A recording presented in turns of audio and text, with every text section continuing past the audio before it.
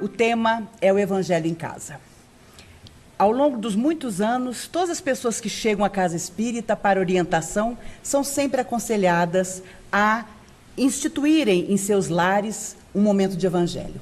O momento em que, uma vez por semana, de preferência, é claro, sempre na mesma hora, no mesmo dia escolhido, a família possa se reunir para a leitura do Evangelho, de uma página edificante e de uma prece. Mas conheço milhares de pessoas que o fazem sozinhas, porque a família ou está distanciada daquele momento, ou simplesmente não crê na possibilidade de tanta beleza, cura e bênçãos que podem acontecer dentro do lar naquela hora. Os espíritos não nos iludem, experientes, já viveram na Terra muitas vezes, como nós mesmos, e nos dizem que, nos dias de hoje, a maioria das famílias não está unida por afinidades espirituais, mas por resgates a serem feitos. Mesmo quando temos uma família que não compreende o nosso coração, e nós também não conseguimos compreendê-los, cabe-nos saber que se esta família está conosco, é porque essa foi a nossa escolha. Não a da nossa afinidade maior, não a dos amores que cultivamos em outra vida, mas muitas vezes o passado em forma de presente. Pessoas que foram antagônicas a nós e que agora estão unidas a nós pelos laços do sangue, exatamente para que, de uma forma mais próxima, resolvamos questões que vêm de outras existências. Não adianta imaginar que, já que a minha família não entende, o exemplo não deve partir de mim. Se tem uma compreensão maior, naturalmente deve partir de mim o esforço de que a família esteja unida em torno da felicidade para todos. Entretanto, nem sempre é possível. Às vezes encontramos em nomes queridos como pai, mãe, companheiro, esposa, filho, avô, avó, os nossos maiores antagonistas de ontem. Não adianta imaginar que vamos deixar como está, porque do outro lado da vida as coisas vão se resolver. Tudo aquilo que não solucionamos na Terra nos acompanha o coração, além da vida física. E numa próxima existência vem com dificuldades maiores.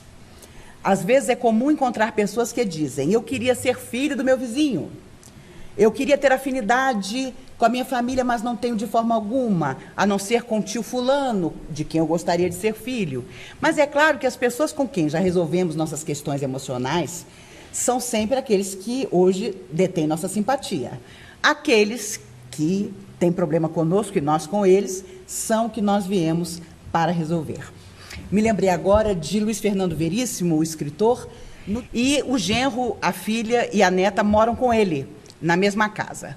Ele estava na biblioteca e viu o pai e a mãe da menina dar uma bronca na menina. Alguma coisa ela tinha feito, que o Veríssimo não ficou sabendo o que era, que precisava de uma bronca do pai e da mãe.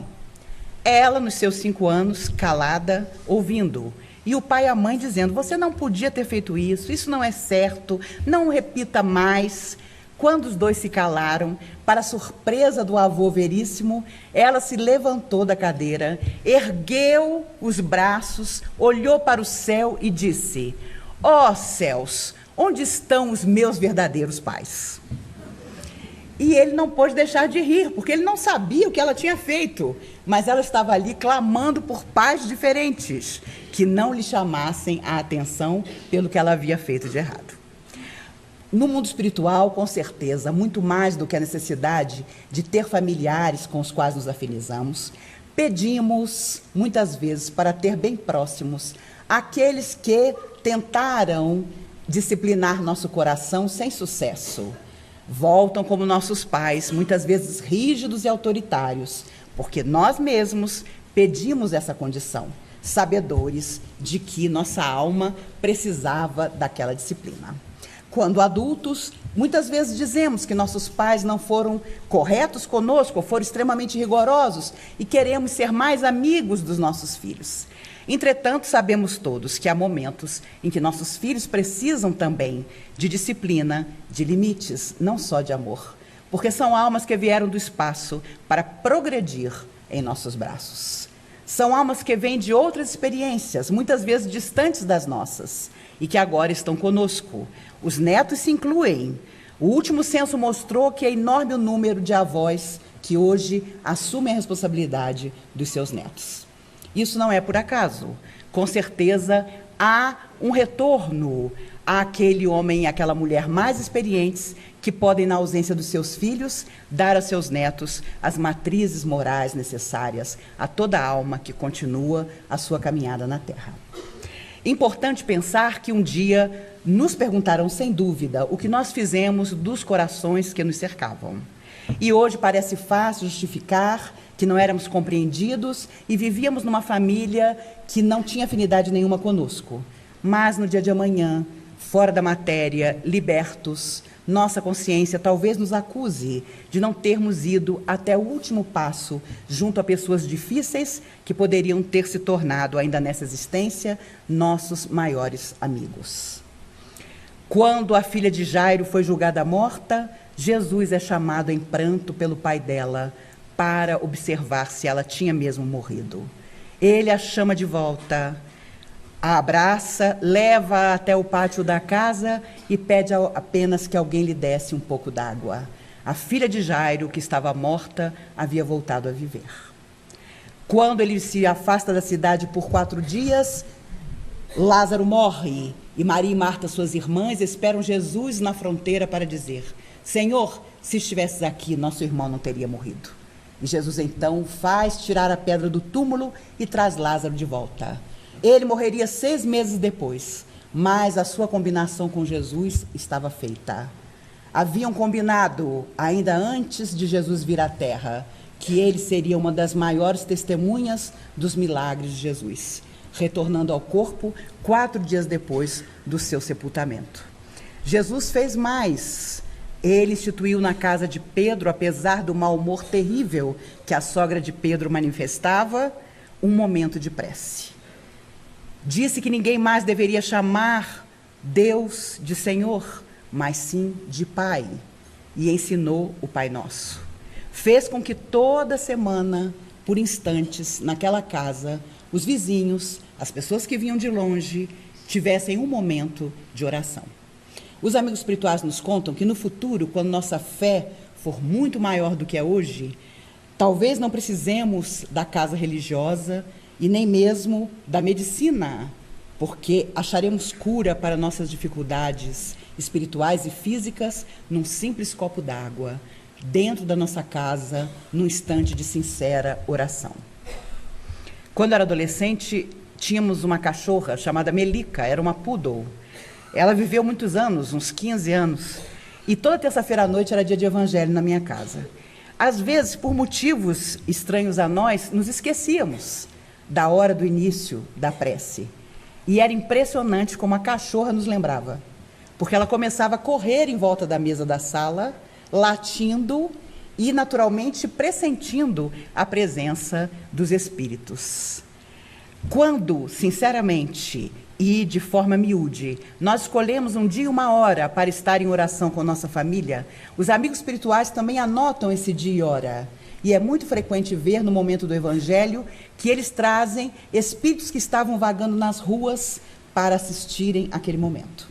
Dr. Bezerra de Menezes, aqui nessa casa, na década de 70, costumava dizer que quando em um prédio uma família faz um instante de oração, toda a rua, toda a quadra, se pudermos falar de Brasília, recebe uma luz.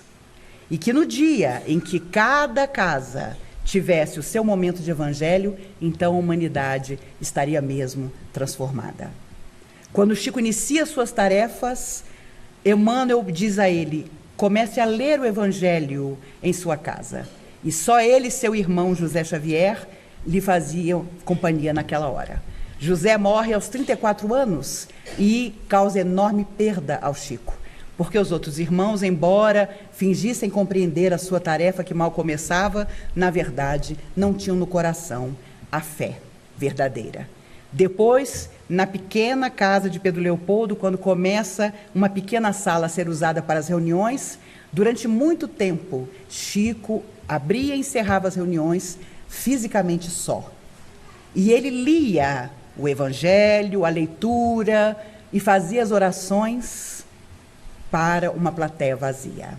É claro que isso de vez em quando o incomodava, mas Emmanuel dizia, não se preocupe, com o tempo as pessoas chegarão. E foi exatamente o que aconteceu.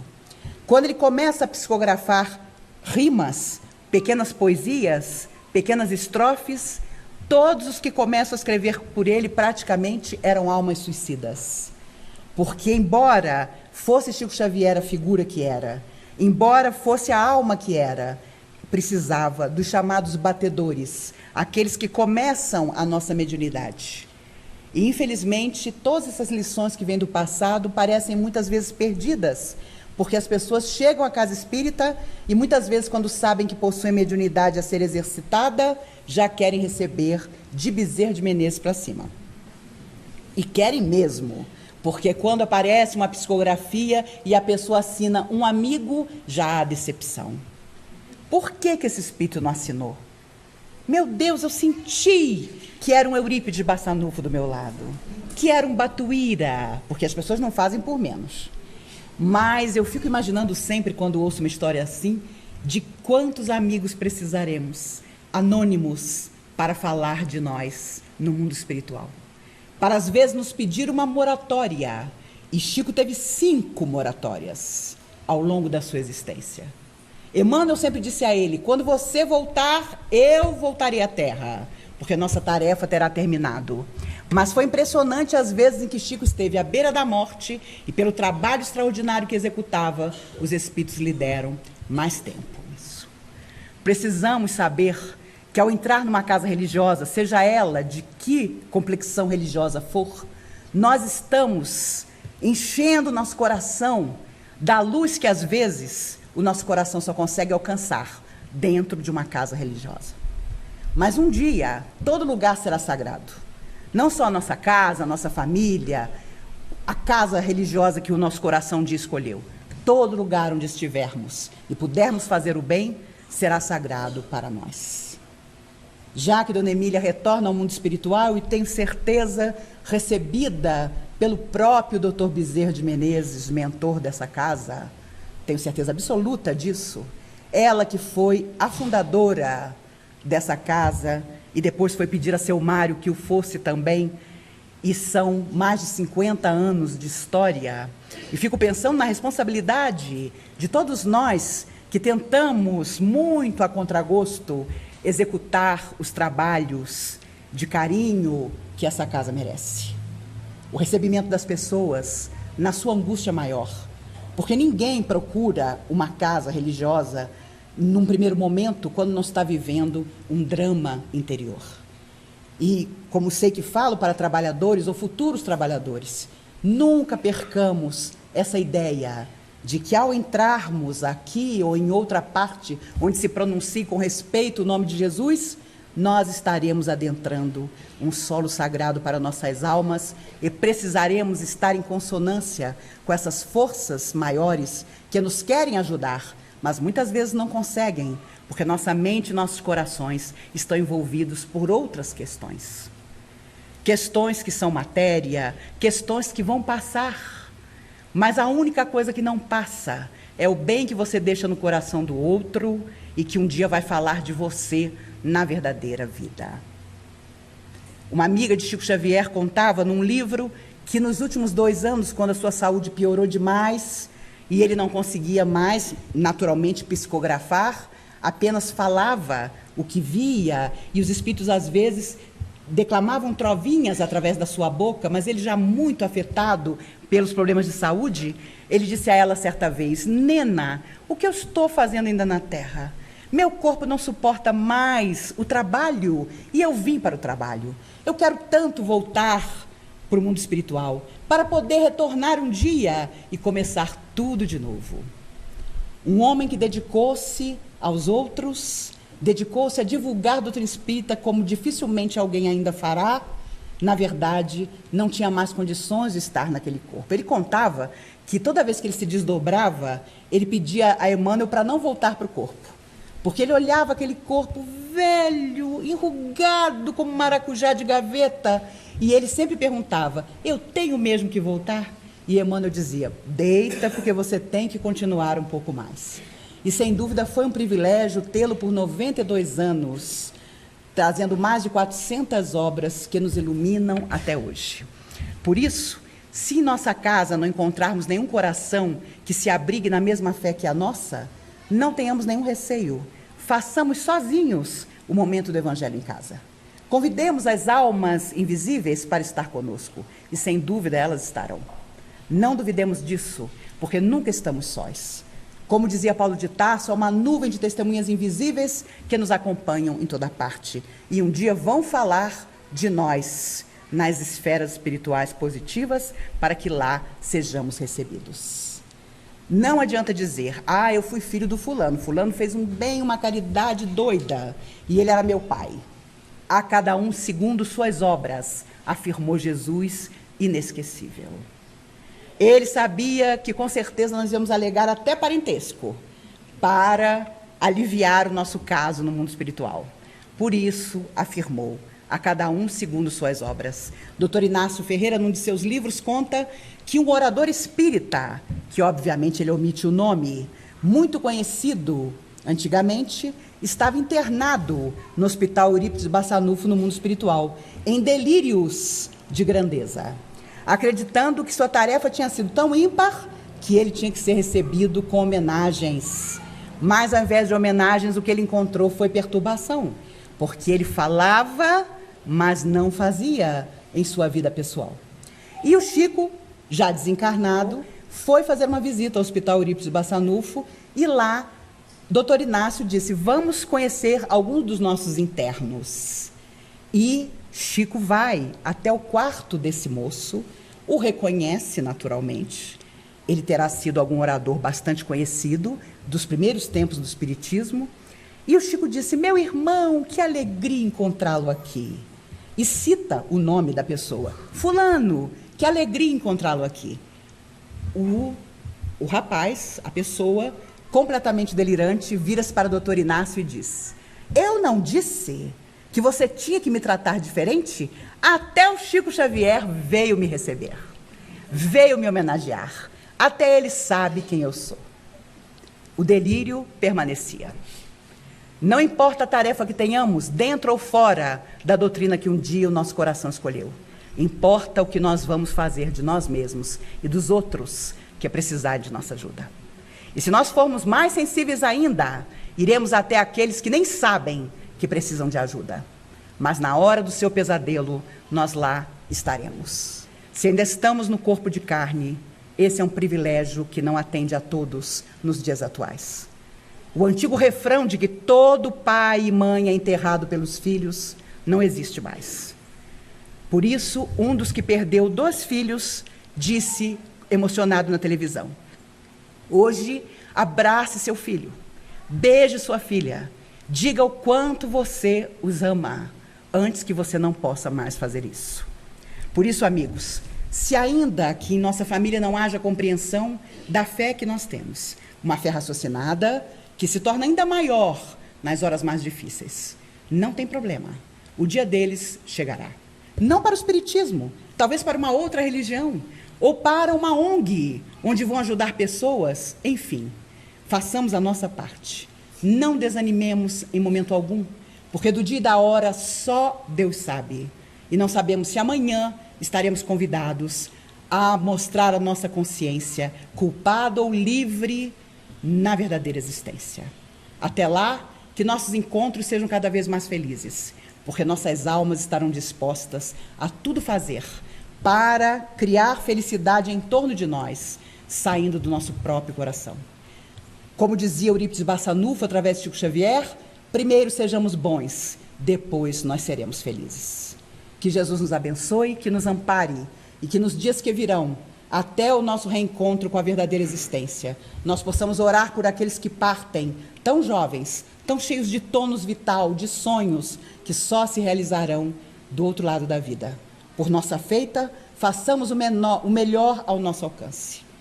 Tentemos todas as soluções viáveis para que os conflitos familiares, da melhor forma, se resolvam. E mais que isso, consigamos tornar ainda nessa vida a humanidade, a nossa grande família. Que Jesus nos abençoe hoje e sempre.